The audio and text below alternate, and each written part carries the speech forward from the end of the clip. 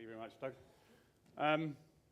Why should you listen to me? I'm a representative of probably the smallest company here. I'm a micro company of 4 people.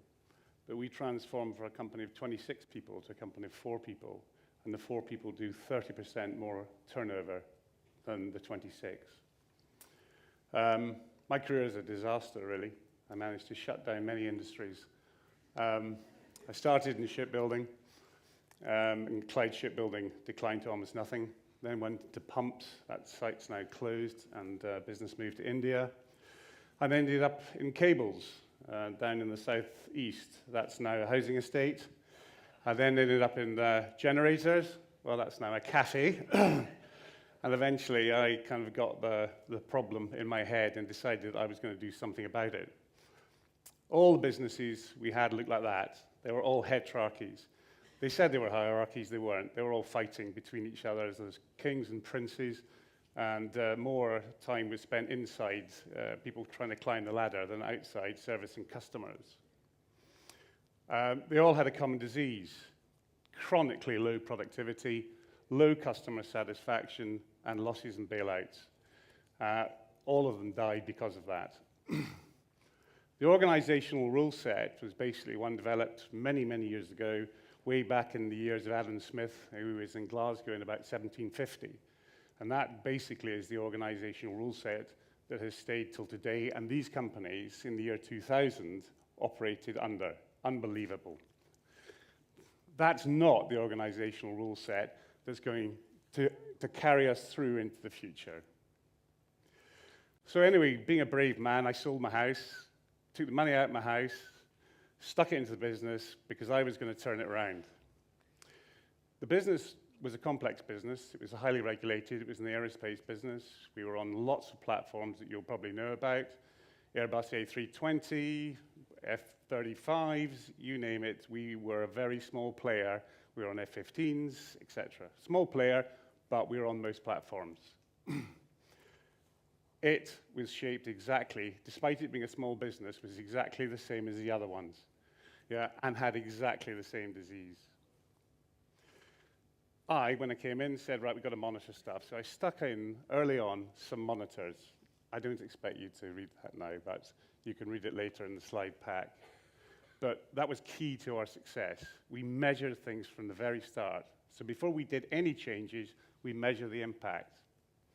And then we started treating the symptoms of our disease. So we stuck in lean, and we stuck in agile. Lean was in the manufacturing area, agile in the design area. And we did that cycle. And it worked. It was brilliant. It really made a difference. But the symptoms returned when the programs were removed. And that was a disaster for us.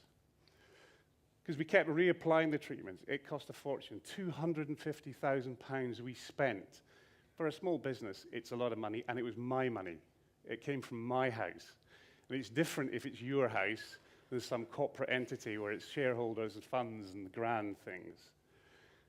So the symptoms kept returning, and it was now critical, because I was looking at a caravan. And when you're looking at a caravan, life changes. You suddenly get a moment of epiphany.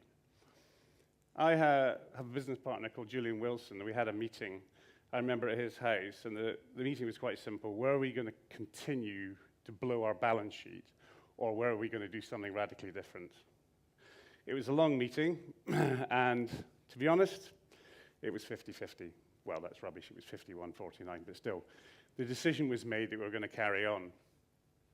I went on holiday, because I was burnt out by then, to the Isle of Wight with my family. We went to this little place, this village, which had a village within a village in it. So I woke up in the morning with a thought, well, how about we go for a company within a company? So instead of doing the lean cells, we took our lean cells and we said, no, we're going to make them virtual companies. So what we did is we broke every rule. Okay, so basically, we wanted to accommodate change. We wanted to formalize all internal agreements. Doug talked about commitments, but we formalized that with money. We devolved control and integrate skills. So we aligned our context, which meant breaking up the organization.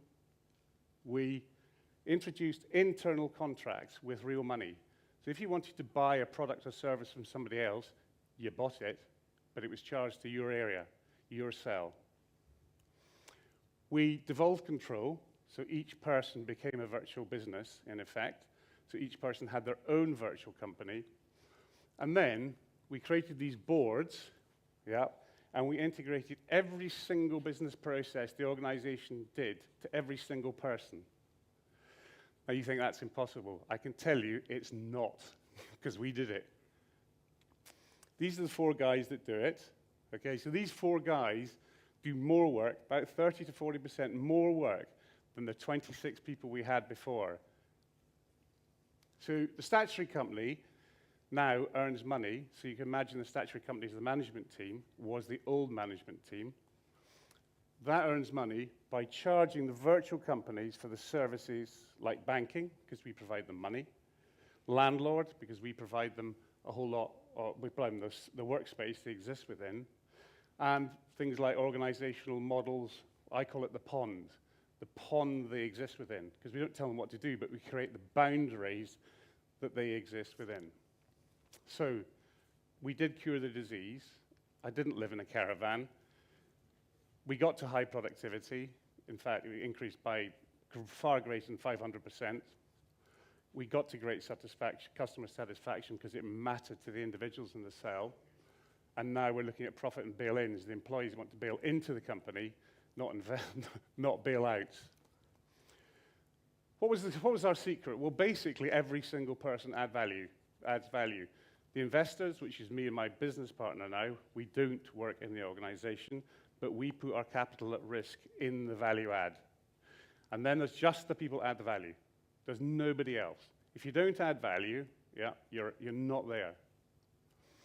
We then put it into, we kind of codified our whole system. I designed a completely new ERP system for one person. That was a nice challenge. And we then implemented that within each of our virtual companies.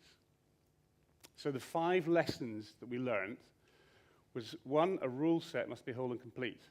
And if it's not whole and complete, you have responsibility leaks. Yeah? The rule set must reward being smart, yeah, and not working hard. So it doesn't matter if you work 1 day a week. If you work 1 day a week, yeah, and you add lots of value, you're going to go home with a lot of money. Because what you generate, you get paid. So we operate a system not based on time, but based on value. So every single person in our organization has a monthly P&L and account and balance sheet. I've jumped one. Sorry about that. Anyway, we found a cure to our malaise.